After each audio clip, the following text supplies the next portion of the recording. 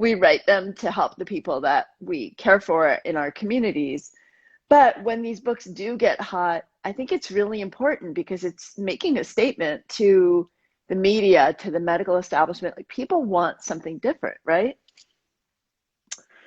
Well, people want solutions. Yes, that really work, that aren't just more drugs and more surgeries, even though there's a place for those. Well, there's a place for those, but when we isolate just those things and we ignore that most disease like originates in diet and lifestyle, and we Yeah, completely ignore that, we're making a mistake, right? And totally. so this book, I mean, I have to tell you, this book is incredible. And Thank you. I'm reading it, and I mean, look, like I I'm a guy, so I guess I should just come clean and say that up front. Like, I'm a guy, but I'm reading this book about the menstrual cycle, about the estrobolome, which we need to talk Yep. about women's hormones, about the diet and lifestyle tools that we have to empower us so that we can make changes. And this is a book that I think every woman needs to read, and I'm having my wife read it because I think it's fantastic. Thank you. I'm thrilled. There have been a few men who have said they picked it up and read it, and they were blown away. And I think it's reframing how those men are thinking about what their wives' experience is, the stresses of women having symptoms that are ignored and internalizing that as women. But even just using the word hormonal, I have a feeling the guys who read this book are never going to ask their wife again, or their girlfriend again, or their sister, or anyone, "Are you just hormonal?" I All right, so there's so much that I want to talk to you about, Let's do but it. let me just get this out of the way up front because you're speaking about how guys can read this book and take things away from it. Yeah. And I'm sitting here and I'm reading about the phases of the menstrual cycle. And now, when I was in medical school, of course, I learned about this. And I mean, I can't even tell you, like, it was so hard for me to figure this out. But as I'm reading it here, first of all, I'm reading this and, maybe I'm getting old. I'm a dad now, but I'm like, this is beautiful. This is a Oh, symphony. Like, nature is so incredible. yeah. What do you think about that? Like, I mean, I just Well, kind of look at it and I'm just like, this is incredible the way it just all works together so perfectly. yeah, I think when we're in medical school, we learn about the body, but we learn about it in this very compartmentalized, reductionist way. And we learn about it as if it's something that's always ready to break down. So we learn about all the problems, not the beauty of it. For me, when I was in medical school, I had already been a midwife and an herbalist, and I am such a nerd. I mean, I love science. I like read science for bedtime novels. I read more journal articles and textbooks, like literally that way. So for me, it's always like the nature channel. So when I was in medical school and medical training, after all of that other life experience and work experience, for me, it was like this constant brain explosion of like, oh, that's what's happening. That's what's happening. Yes. Because I was putting the Yes. science behind the nature, not the other way around. I mean, you've now come full circle, right, in your work, and you now can see the beauty. But we don't learn that in medical school. Also, we're in medical school, we're exhausted, we're so beaten down. It's not really a time where we're thinking about the symphony, we're just thinking about getting through. But Right. if we can see our hormones, just like our gut, if we can see our hormones, our gut, the beauty of who we are and how elegantly we are actually created, I think we Right. would think twice before just taking that antibiotic or just taking that Prilosec or just taking that birth control. And I'm not against those things. I went to med school to be able to prescribe those when they're needed. Right. But when we don't understand the beauty and the elegance and the perfection, it's easier to just put stuff in there. When we think twice, like, okay, I'm already working really well. What's disturbing this ecosystem rather than what do I just put in here to fix this ecosystem? It's a whole different way of looking at our bodies and our health. Yeah. So guys, Hormone Intelligence is the book. You can find the link down below to go and check it out at Dr. Aviva's website. This book's amazing. Order your copy today. Grab it today. Dude, am I Um, allowed to say this? I just found out that Amazon this morning, like an hour ago, I found out they put the book on sale for 38% off. oh wow, Yeah. So that's pretty get it at your amazing. local bookstore because we love supporting local bookstores. That's so important. And if financiers are an issue, you can get it now, like right now. It's crazy. I just found this out from my publisher. That's pretty amazing. I know. One other thing real quick, and then I want, there's so much I want to talk to you about, but one other thing I want to talk about real quick is, so I'm reading through the phases of the menstrual cycle, and I'm reading about the hormones, and here's what I came to. I came across testosterone. All right. Now, men and women have testosterone. Hmm. And Dr. Aviva, could you describe for us, before I go deeper into where testosterone fits into the menstrual cycle, could you describe for us some of the characteristics that women have when testosterone starts to pick up and surge? Because it does pick up during the menstrual cycle. Yeah, so I've started to think about hormones as the love, like there's the five languages of love or the five love languages. Now I'm like the Right. hormone languages. I didn't think about that till after the book came out. Now I'm all about like the languages of the hormones because each one does have its own way of speaking through our emotions, our energy, our thoughts, our drive, our physical symptoms. And testosterone tends to make us feel pretty darn good. It tends to make us feel confident, more drive, like we want to take on a project, we want to take on that exercise plan, we want to take on starting that business or that, apply for that job. So it really gives us that boost. And it's a boost that we think of kind of more stereotypically as men kind of living in that space all the time. But we have quite a steady production of testosterone. It definitely peaks at various points in our cycle, particularly around ovulation. So around ovulation, we tend to feel that not just progesterone happening after, which makes us feel calm, but before, we feel pretty juicy about ourselves, but we also feel like I can go out there in the world and like crush that. So it's kind of cool. Would sexy be a good word for testosterone? Yeah, I think progesterone and testosterone together, like estrogen. So estrogen gives us that like curvy, juicy body fluid thing that happens around our cycles. And then testosterone, yeah, definitely amps up our sex drive. And this is why knowing these things are so important because look, everyone has their own personal definition of what sexy is. For me, it's not like big boobs and like a bikini.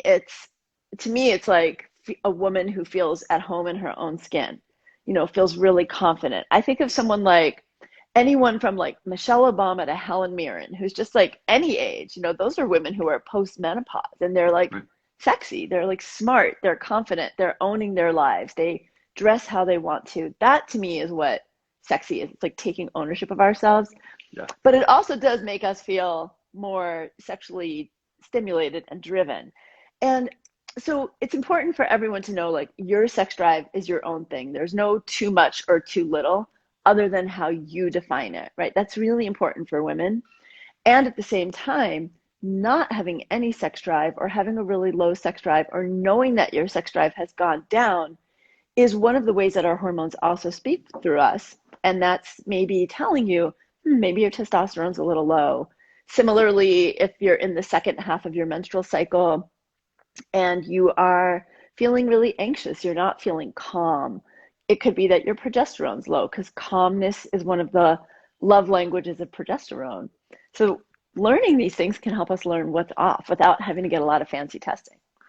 As I've grown older, I have grown to feel like confidence is really what sexy is. Yeah. And the other thing that I've grown to realize is that fiber is sexy. Oh And my so gosh. that's, Fiber is, I mean, I love talking about I'm fiber. sorry. I'm sorry I had to say it, but No, it's like one of the biggest, everyone's like in all these interviews, people are asking me like, what's one of the biggest things that's contributing to hormone problems? I'm like, fiber, let's get past colon cancer and the lack of fiber and the rates of colon cancer that have gone up and just, all right, hormones. We need fiber for healthy hormones. So one of the things though that I came across is I kind of think this is interesting. So fertility, like basically the period of time where you potentially could conceive a baby is happening actually 5 days before ovulation. What happens around ovulation? So Right. so sperm lasts longer than the egg. So if sperm lasts 5-ish or so days and they have this really crafty ways of hiding in nooks and crevices until that egg drops, um, so you can only get pregnant when that egg is actually viable, and that's really like a 24-hour window. But if Right. the sperm is hanging out and they're ready for it, like wanting to make that unite there, then that extends that window a little bit. So, and what's interesting though is that this period of time where conception is a possibility also happens to be the exact same time that testosterone levels on women start to take off. And so, my interpretation of this is that that is Mother Nature playing Marvin Gaye for us. That's my Totally. interpretation. What I do you love think? that. It's so funny that you said that. I think one of the best video clips ever that I just played for my husband yesterday morning is Marvin Gaye singing Grapevine, totally a cappella. If you've never seen that and you love Marvin Gaye, just give yourself a treat today. It's incredible. It's on YouTube. But yes, it's another example of why I called this book Hormone Intelligence exactly because of that. There are so many points of evidence of the perfection of our bodies as women. Even if we're struggling with stuff, we wouldn't Right. be here. I wouldn't be here, and you wouldn't be here if women didn't have this amazing symphony. I was like, when people say menstrual cycles or periods are gross, I'm like, well, you wouldn't be here if we didn't have them, right? But yes, it's amazing. So just to talk about ovulation and testosterone, it actually gets even more cool. So when women are ovulating, we actually just naturally, biologically, want to dress more attractively. That testosterone gives us drive that tends to make us want to get out more. So, like if you lived in a village in more tribal traditional times, you may have been out circulating around your village. But as modern women, we may want to go out to a club in sexier clothing. And it's not like we think about this, it is that inherent kind of like nature's trick to get us to reproduce. But the cool thing is that we have choices, right? We can have this surge of hormones, we can have that urge, and then we can stop and think. Because there's some other things that happen, interestingly, around ovulation. And a woman named Marty Hazelton has done a lot of research on this. She's an evolutionary psychologist. But and all the studies are heteronormative. So they're pretty much just like how women respond in relationship to men. But we know that we are more likely to be attracted also to like a certain type of dude when we're ovulating. So we Interesting. are more drawn to sort of the edgy, very good looking bad boy dude. And so it is a good time to stop and think. Married or coupled women in committed monogamous relationships are more likely to be attracted to people outside their marriage, especially if their partner is more like, this is just interesting, like stereotypically, it's like how the research is, but more like the dad type instead of the motorcycle type. So it's like, You mean the dad type who wears glasses and wears polo shirts to interviews? right, Is this right, what you're right. referring to? Because I'm thinking No, about you're a firing the hot pool boy. dad too. I You're a might fire the totally pool hot boy dad. after this conversation. I'm a little bit No, concerned don't about do this it. young Don't do it. man who with the tattoos. No, it's really interesting though, like some of the studies that have been done on like facial recognition and identification and like who women are attracted to during that time. So it's fascinating stuff. So it is a time like a lot is happening biologically that as modern women we do want to be aware of and use. We can use it to our advantage. When I was in my 20s, I had a very prescient mentor. And I was 26, getting ready to send in my first manuscript to a publisher for my pregnancy book. And she said, Aviva, send it to the publisher when you're ovulating. And I was like, what? Yeah. And she said, well, you're more confident. You're, biologically perceived as more attractive. And it's crazy stuff. So I did. And I got a contract. That's amazing. I love that so much. All right, so let's take a quick time out and let's talk about, guys, the book is called Hormone Intelligence. This is Dr. Aviva Ram. The book is actually on sale on Amazon today. So if you want to grab your copy, today's the perfect day to do it. If you are out and about on a Saturday, we are coming out of this pandemic. There is a lot to be thankful for. Pop into your local bookstore today. Grab a copy of the book, support your local bookstore. We have friends in our community that need the money. Yeah. And the I'm other thing, going to real my quick, local bookstore today to get a book, in fact, perfect. a novel. And the other thing I want to mention real quick is I'm really excited. I mentioned this to my email list. Dr. Aviva is going to be one of the featured experts in my upcoming course, which starts on June 28th, the Plant Fed Gut. So this conversation that we're having today is going to be continued in more detail within the course. But today, grab this book, Hormone Intelligence. So, all right, let's take a zoom out because we've been pretty detailed in some of the stuff we've been into right now, and it's been fun. But talk to us about like what's in this book. What are people going to find in here? Yeah, so the book is 4 parts. The first part is a journey into menstrual cycles and life cycles, because most of us as women did not learn about the 4 phases of our cycle. We don't know the difference between ovulation and menstruation. And we don't know the finer tuning, the symphony that we're talking about. And we don't know what the arc of our life is. A lot of us, even when we get the hang of menstruating, which we do 400 times in our lives, we have no idea what's coming with perimenopause. We don't necessarily understand our daughters when they're going into puberty. So part 1 is that, plus a whole set, it's 2 sets of checklists. One checklist, which is literally about these languages of hormones, but in a very specific way. How do you know if your estrogen is high or low? Your progesterone is high or low? Your thyroid hormone, your cortisol, etc. And then there's another set of checklists that help you figure out whether you might have something like polycystic ovary syndrome or endometriosis or a number of different gynecologic challenges, because on average, it takes 9 years of going from doctor to doctor for women to get a diagnosis. There you have it, your hormone intelligence questionnaires. So I think want you these to really, questionnaires, by the way, are fascinating. I think they're really cool, and it's such a great way to connect with the individual person because each yeah, person's on their own journey. And one of the challenges that you and I, we know it exists, is that when you write a book, you're writing for a general audience. But yep. we know as healthcare practitioners that each one of these people that reads our book is an individual with unique needs.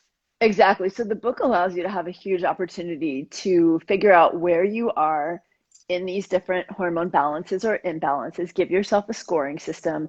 And then over on my website, starting next week, there'll actually be more checklists that you can download so you can keep going Whoa. through, over time. So that's part 1. And then part 1 also has a really important chapter called You Are Your Own Best Healer, about how to advocate for yourself as a woman in a doctor's office. So as you said, Will, it's so important for us to be able to help people individualize. And a big reason I wrote this book is that, you and I could see patients all day, all night for 24/7, every day of the week for the rest of our lives and not meet the need that's out there. So I really tried to create a book that put into women's hands in their own homes what they would get if they came and sat in front of me in my office. So those checklists are a start. Same ones I use in my office, a little more consolidated. Part 2 is a global program because, as you and I know, there are common factors in food, gut, and lifestyle that we all experience, that we each have our own unique way of it showing up based on our genetics, our life history. But whether you have endometriosis, PCOS, period problems, severe hot flashes, acne, all of it, there's a gut component, there's a diet component. And those are pretty universal with small tweaks here or there for the different conditions or different hormones that I talk about. So as you're going through, you've got this universal program with little notes here and there. If you've got this, then this is especially important for you. Part 3 then gets back to this need to individualize and gets back to the fact that this book is not just for people with hormone problems. It's for people who just want to know their bodies better and have a hormone healthy life, because your health in your 20s affects your health in your 30s, 40s, 50s, 60s. And that's the setup for having or not having diabetes, heart disease, and dementia. And those are not things we're obligated to have just because we're humans. So this book is for every woman, hormone problem or not. But because so many women do struggle with these big 7 areas that I talk about in the book, period problems, heavy PMS, painful, etc., endometriosis, polycystic ovary syndrome, uterine fibroids, fertility challenges, chronic vaginal and urinary tract infections, and perimenopausal symptoms. There is an advanced protocol. Actually, if you turn the book so that we can see the paper front of it instead of the spine, there's a stripe up the front. I don't know if you noticed that. Do you see that stripe up the front?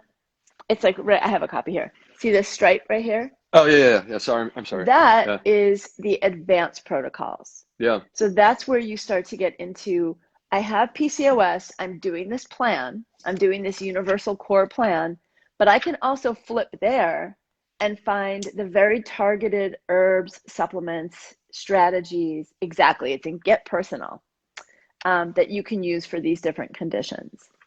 And then there's some indices at the end, like a complete herbs and supplement chart. So for quick reference, easy dosing and stuff like that. Yeah, I mean, this is one of the things that I thought was really cool. There's so many things about this book that are incredible, but this is one of the things that I thought was really cool is that like basically you took individual topics that I am convinced you could easily write a book on every single one of these topics, Yeah. but you wanted to create essentially the go-to book, like to consolidate it into one place where people can find the solutions that they're looking for and not have to buy 2 books or 3 books to get the answers that they're looking for. And so I thought it was really cool that you put all this stuff, like here it is, the PCOS, polycystic ovary syndrome. Here's the advanced protocol. Like if you have PCOS, boom, here we Yeah. are. This is what you're looking for. And it was really important to me because, if you have PCOS, not to Right, psych anyone out, but there's more of a chance you may have a fertility challenge. right. Or if you're in your 20s and you get this book because you have painful periods and you want to know what to do, 20 years later in your 40s, hopefully you go back to the book and say, oh, I think I might be in perimenopause now. And so I really wanted it to be that, life cycle arc book that we can return to again and again. Kind of a companion. Yeah, no, and I think it feels like that. And, the level of detail, you guys, let me just say that there is something for every single woman in this book. And Yeah. one of the things that you touched on, Aviva, one of the things that you touched on, I think is very important, is for people to understand that Benjamin Franklin said this, an ounce of prevention is worth a pound of cure. Yep. Don't wait until, like the most motivated people are the people who have the hormonal based issue. But really, why wait? Do it now. Like Yeah. if you're totally healthy, this is the perfect time to read this book, to be totally honest with you. And Will, who was it that said something like, I want to say it was Thomas Edison, but that sounds a little odd, but I think it was, who said the doctor of tomorrow will know that basically we should give less medication and surgery and more lifestyle cure. That was Thomas Edison, and that was It like was, literally, right? Yeah. yeah, it was like 130 years ago or something Yeah, crazy. he That's said it just, much more succinctly, but but no, and it's amazing because it's so cool to see these like people who had the vision for what the future was, that they could yeah, see that this was something that was going to be necessary to say that, it's not, we're not just going to treat people with pills, yeah, that, there's a place for pills, but really at the end of the day, we have to get to the root of the problem. totally. So I think Ben Franklin also, I could be wrong, was I'm pretty sure he was a vegetarian or ate a mostly plant-based diet. That was like a pretty odd fact in Edison was, history. Edison Edison was, and was I too. I think Ben think Franklin, Franklin was too. yeah, Yeah, I mean, it's kind of interesting because that's yeah, it way is. outside the box for that period of time, right? Way So, outside. all right, cool. A couple questions that people Mhm. had. So, is it available on Audible? It is available on Audible, Kindle, and on Amazon in all forms. And then bookstores have the hard copy. How about is the book available in Canada?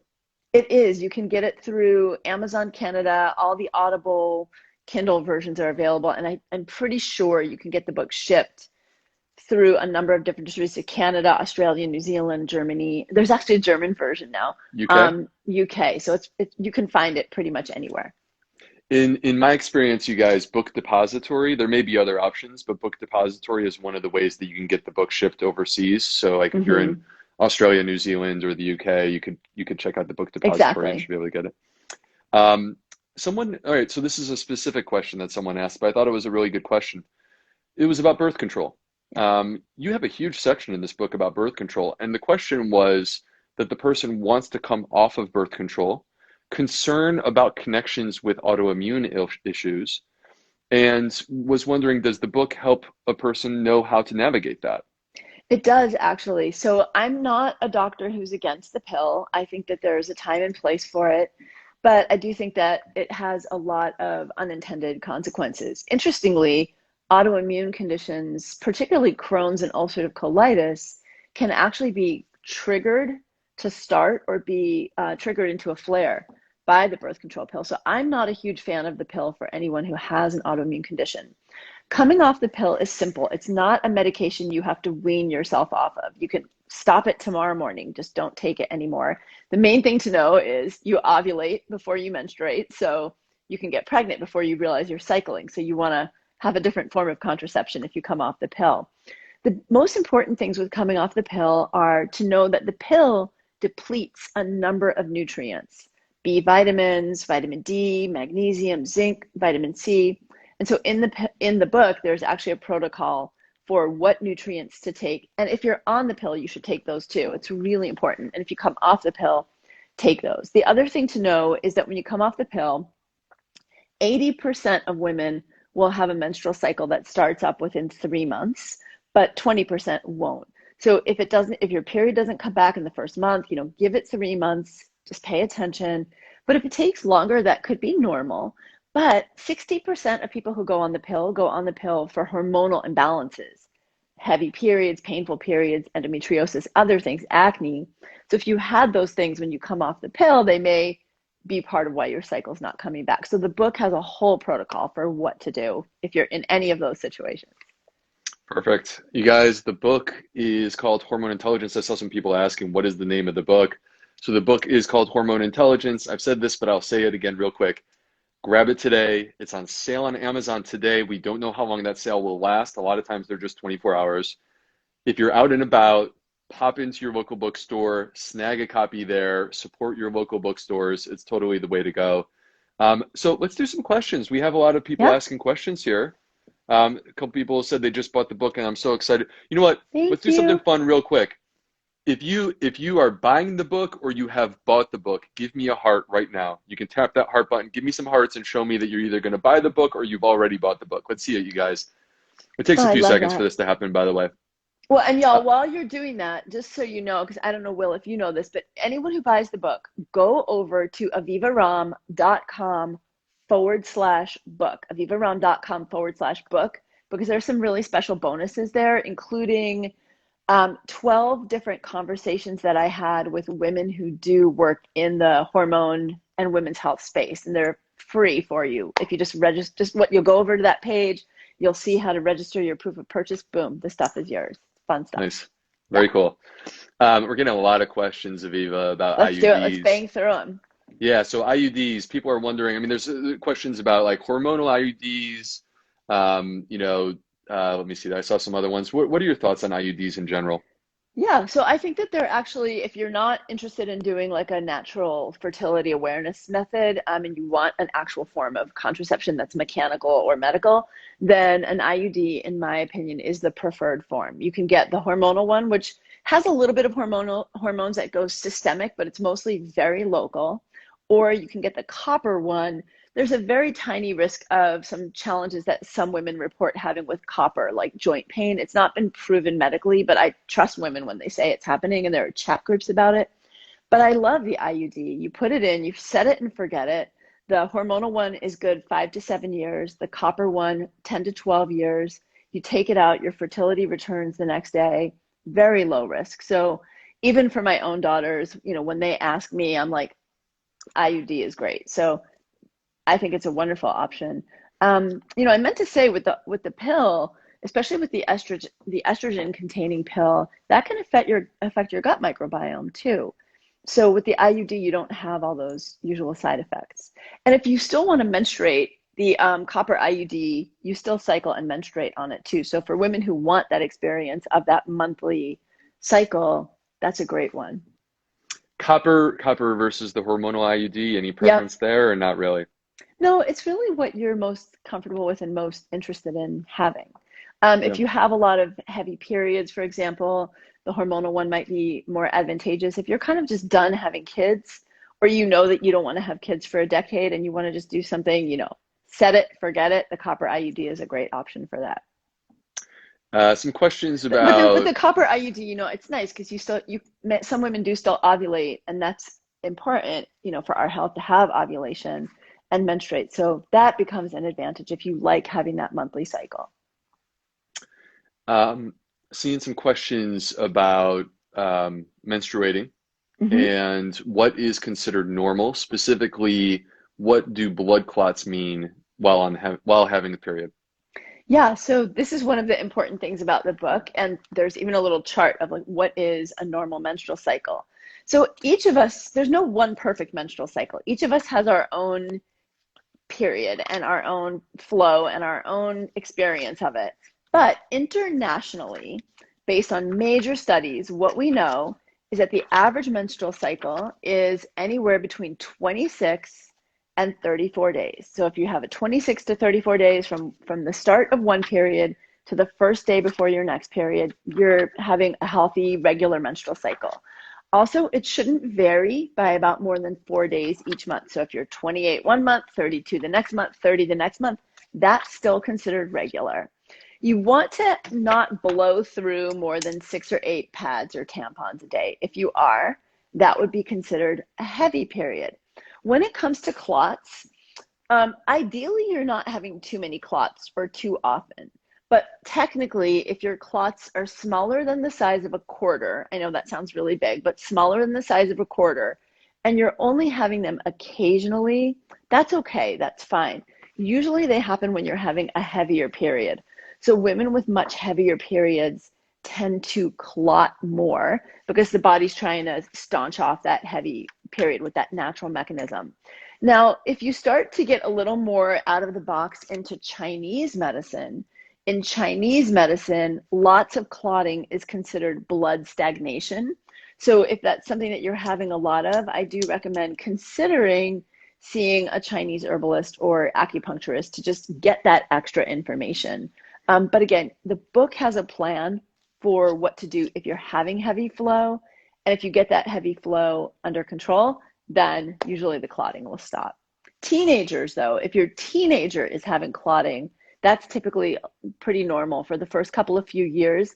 Teenagers often have brown blood instead of red blood. They have irregular periods. It can be 3 months, 1 month, every 3 weeks, and sometimes they have more clotting.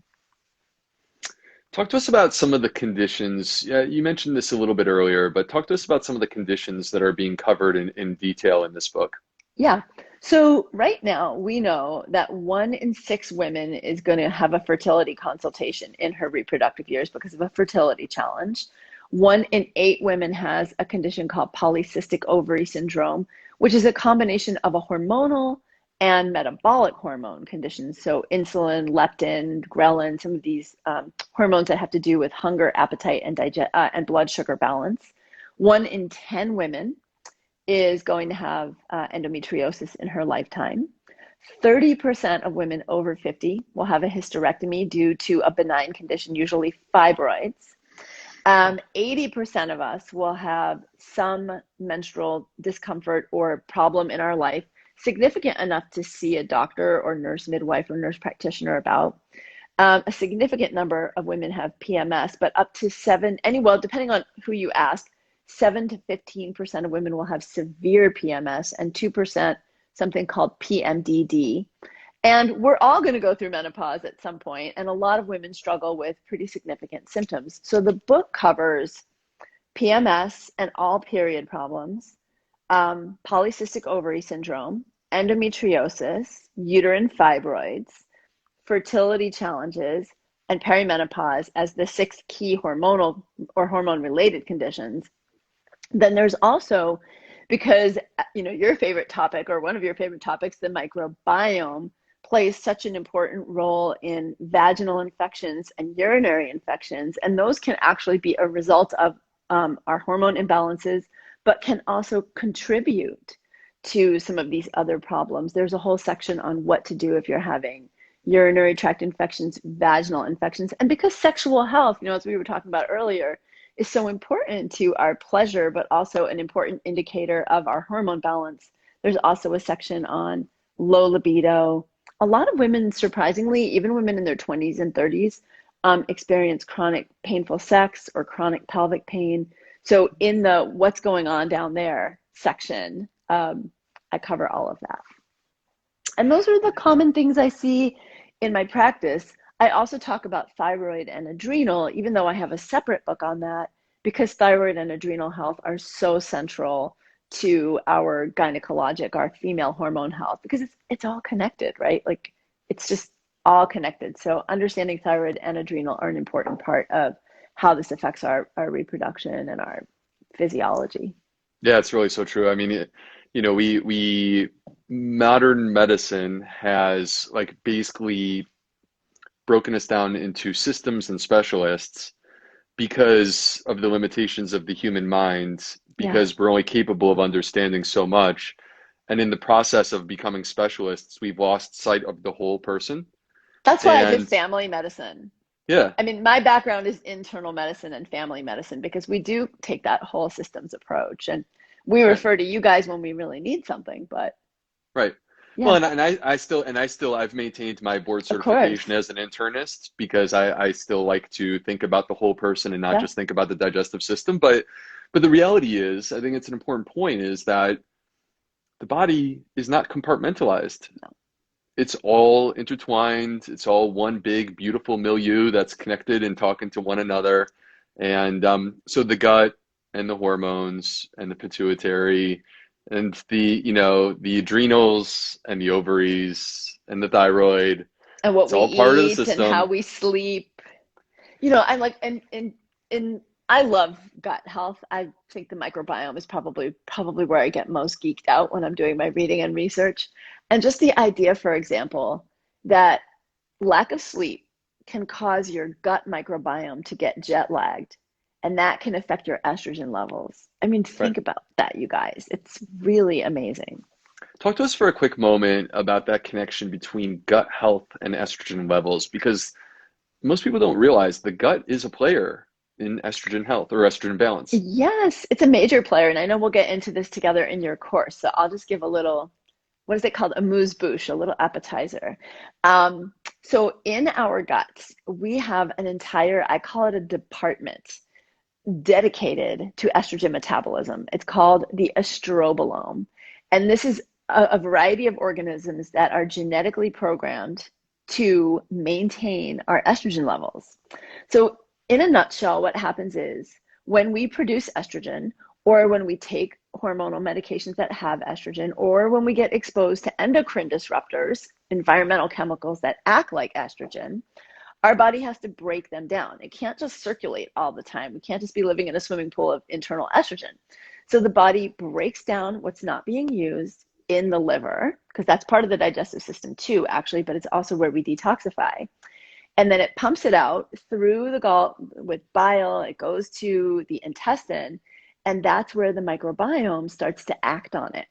And the healthier our microbiome, the more we're able to take compounds from our plant foods and turn them into compounds that help our body break down estrogen. They have fancy names like beta glucuronidase and enterolactones, and they help us either eliminate excess toxic forms of estrogen, but also reabsorb estrogen in healthy forms so that our body can circulate it and use it, which actually becomes especially important.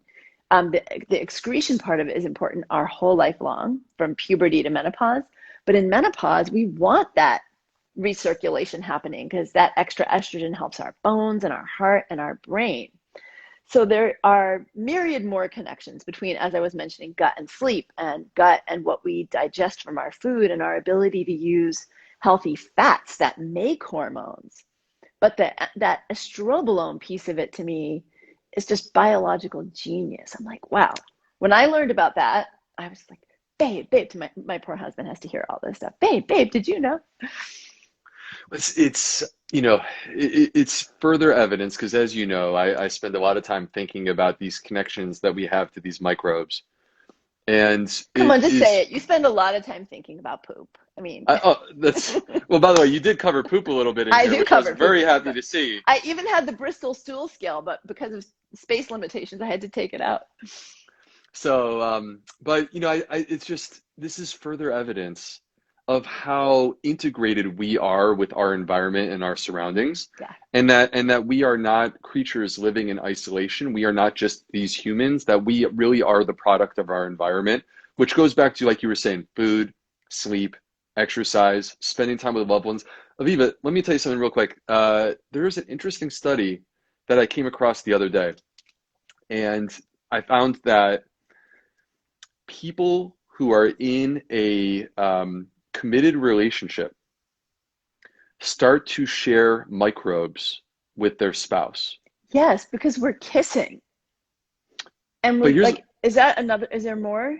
there is more, but the kissing is absolutely correct. That's part of it. Actually, when we kiss, I did a post about this recently that we exchange 80 million microbes when we Whoa. kiss. And there's people who believe, myself included, like, why do we kiss? Why is that our expression of passion for another human being is to connect with them using our lips? Why is that?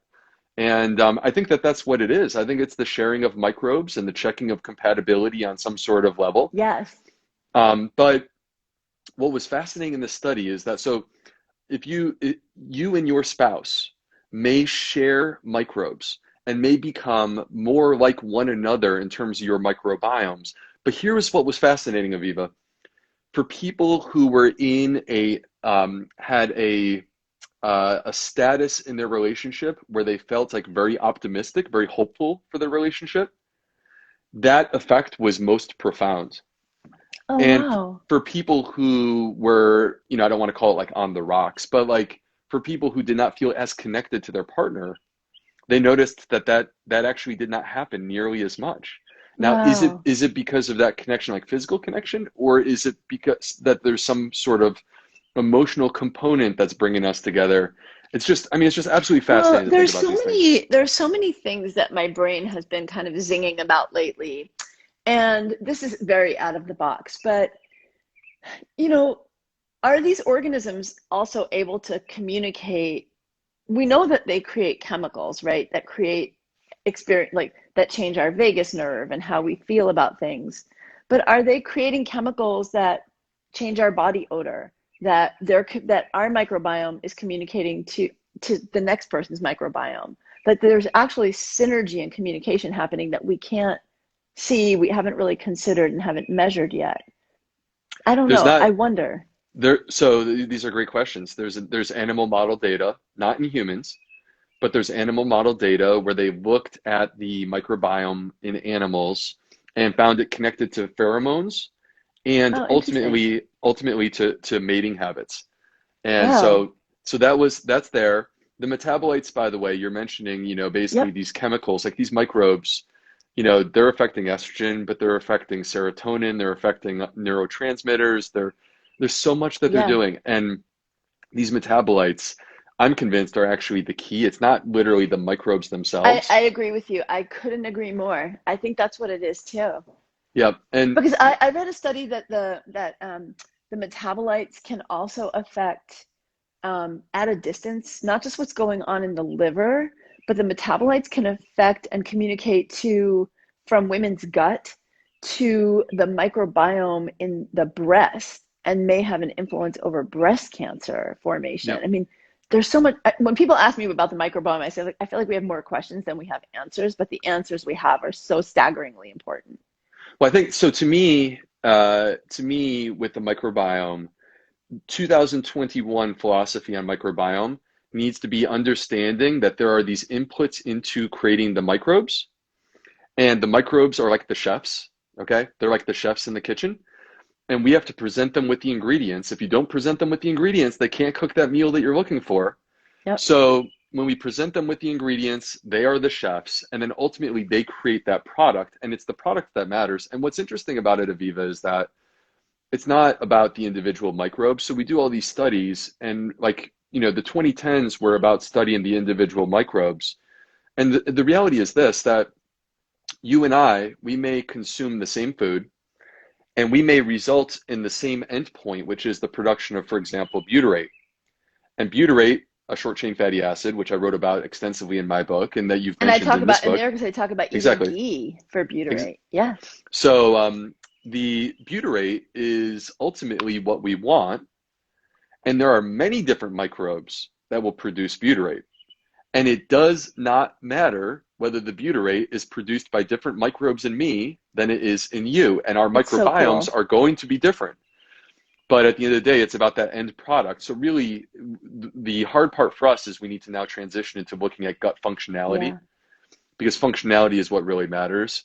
And we also need to bear in mind that you got to give the ingredients to the gut if you want it to be able to function and produce. I want to add something to that. I love that analogy of the chef, the microbes being the chef, because I often tell my patients who have a lot of sugar cravings and carb cravings, I jokingly say that I want to create t-shirts that say my microbiome made me eat it, because it's not only what we give the microbiome, but the type of microbes that we have in there have their own fuel demands, right? So if we have a preponderance of, let's say, certain microbes that thrive on sugar and the more pathogenic or ones that have gone rogue, they will literally create signals, chemical signals that make us crave sugar and carbs. And so Yep. I really try to communicate to my patients, like, when you're having these sugar and carb cravings, it's not that you have no willpower. Something's going on biochemically or biologically that's making you crave that. So let's look at what that is. Is it blood sugar balance? Is it stress? Or is it what's going on in your microbiome? Because I just have this image of, like, when you make bread, right? You make bread with yeast. You have to put in sugar and water to make that yeast get activated. And I just have this image of these little yeasts in there screaming, feed me, feed me, feed me sugar. So how we shift our microbiome with diet can simply help you get over those sugar cravings. It's really amazing. Us humans have only existed for 3 million years. We have archaea living inside of us that we have evidence to indicate that they have been on this planet for 4 billion years.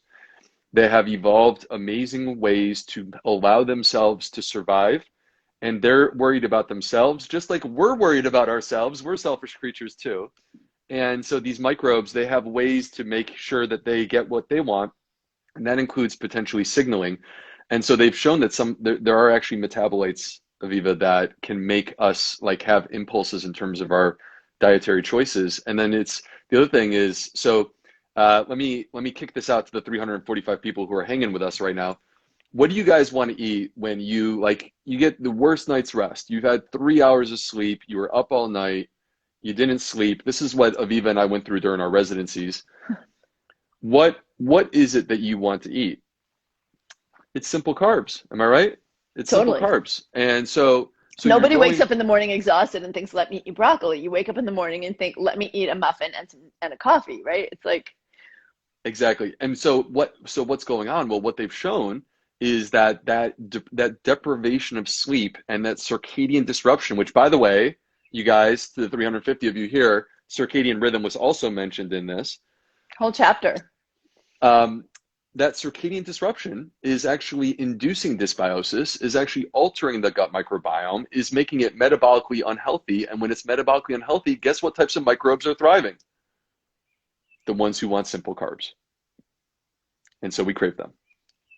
It's just crazy. The good news to all of this is, you guys, is that, I mean, amazing studies have now been done that show that we can disrupt our gut unfavorably in as short as 3 days by eating a standard American diet.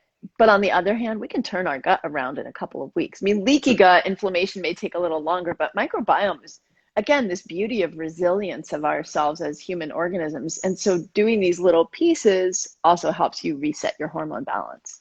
It's a story of empowerment. There is the opportunity for every single one of us to make the changes.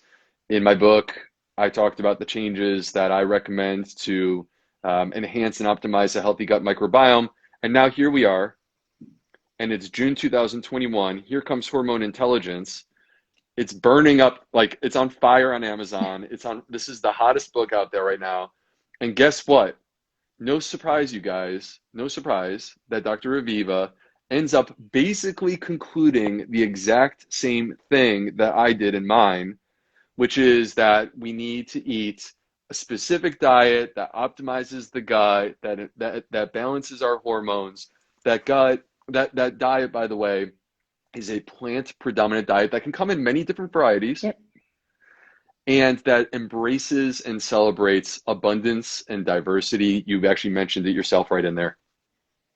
So important. Mic drop, buy the book, Hormone Intelligence. So, all right, cool. Well, we're coming into an hour here. This has been so much fun. So much fun. I can't wait to talk with you in your course. It's going to be we're going to have some fun doing that. I wanted to ask about phytoestrogens, but you know what? We'll save that for the course. Oh my gosh, yes. But it's in the book for people who So are interested. important. Yes.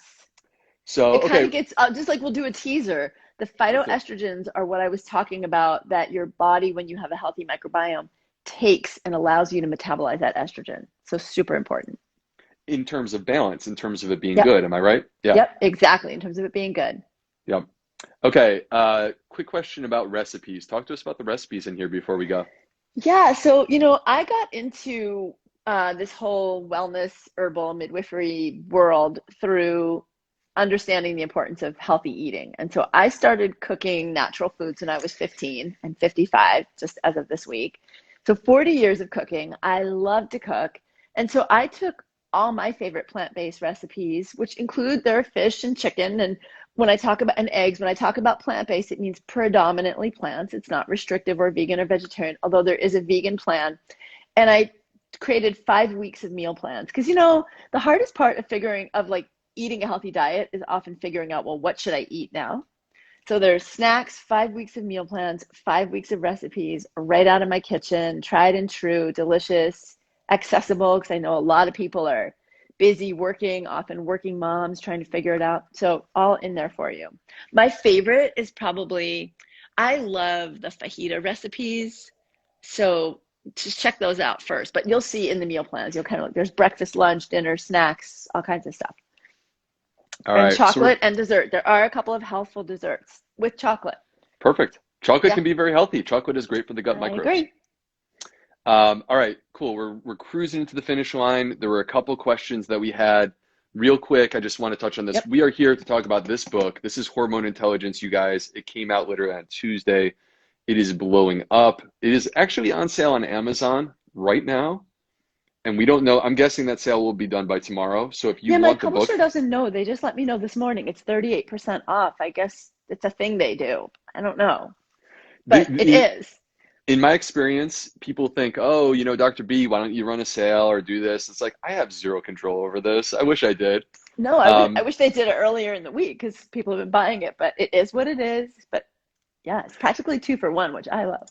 there's a lot of compliments coming out. I can't believe she's Oh, 55. You look so good, Dr. Aviva. You look thank like you're about you. 30. Oh my gosh. Um, so, which is very Rebranding nice. menopause, y'all. Rebranding menopause. That's amazing. Okay, so And hormone no intelligence. filters. I don't use filters. I No don't either. filters. No, I don't get filters. I I don't don't know know. how. I Well, actually don't, but I I think don't. it comes back to one of the points that we made earlier. Confidence is sexy. Oh, Be yeah, comfortable. Be comfortable. Be totally. yourself. Be And yourself. be Like no matter who real, you are. Be real. It's like, Yeah. yeah. And Okay, and what I are just some of the think, questions? well, and the last thing, like I just want to say, like we're all unique, and that's a beautiful thing. Yeah, God made us the way that we are, and we celebrate that, no matter who we are, no totally. matter how different we are. That's a beautiful thing. Or how I, old? right. Wrinkles and all. Wrinkles and all. So, all right. So, Hormone Intelligence, Amazon on sale today. If you're out and about, pop into your local bookstore, grab your copy today, support your local bookstores.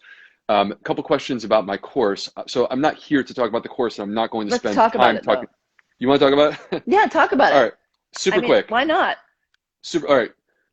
The reason why the course is coming up is because Dr. Aviva is going to be one of the featured experts in the course, which is something that's brand new that I'm doing with this round of the course. The course starts June 28th. It's a 7-week course. It's designed for people who are looking to optimize their gut health. So you want to optimize your hormones, you grab Hormone Intelligence. You want to optimize your gut health, you read my book, and you come join me in my course. And during that 7 weeks, video lessons, audio lessons, recipes. I'm adding more recipes, by the way. Live sessions, live Q&As, registered dietitians that will be in there. Dr. Aviva is going to be in there for a live Yeah. session. So it's going to be absolutely incredible. And just so everyone knows, I've run this course twice so far. I ran it in September of 2020, and 96% of people said they would recommend it to a friend. I love that. I I up I listened to the feedback that I received. I made some changes, and when I ran it in January, 98% of people said they would recommend it to a friend. So I'm excited about the course, and it is starting up on June 28th. If you want to learn more info about that, go to theplantfedgut.com. That's my website. You can learn more about that there. But Hormone Intelligence is available through all your major bookstores. It is. And I have pinned the link down below. And y'all Aviv, remember, go to avivarohm.com/book when you get your book. We actually have my 28-day gut reset, which is there now for free, but only till the end of today. It's very different than how your do they get course. that? People Just go want to it. avivarohm.com Okay. /book. It was a pre-order bonus, so it ended with the pre-order, but people kept asking, so we just opened it back up, but only till end of day today, Saturday, June 12th. But I don't think it's nearly as comprehensive as yours. It's really focused more on women and hormones. So it's something that people could get started with. Do your course, because we're going to go deep in that together. And it's a great bridge. I mean, it just sounds like no matter who you are, this is an opportunity to take the summer of 2021 and empower yourself and transform your health for the better, even if you're feeling well. Even if you're feeling well, read this book, Hormone Intelligence, do the free 28-day course with Dr. Aviva, register for the Plant Fed Gut course with me. Dr. Aviva will be joining us. We're going to dive Yep. even deeper into the questions there. And Oh yeah, I think and our course is more. It's like a 4-week thing that is kind of expanded what that chapter of the gut is in the book. But I'm sure yours is way more detailed and comprehensive. It's going to be incredible. I'm excited to be part of it. all right, guys. So thank you so much for coming to hang out with us. Aviva, so nice to connect with you. Well, I'm so You're excited to wonderful. have you in my life and to have you as a colleague. It's really special. So we'll see you guys this summer in Dr. Will's Gut Reset, and I'll see you through Hormone Intelligence. We have a book club coming too, so get it, get it. I forgot to say, book club starting in July. Get the book. All right, guys. Have a great day. Grab the book. Talk to you soon. Take care.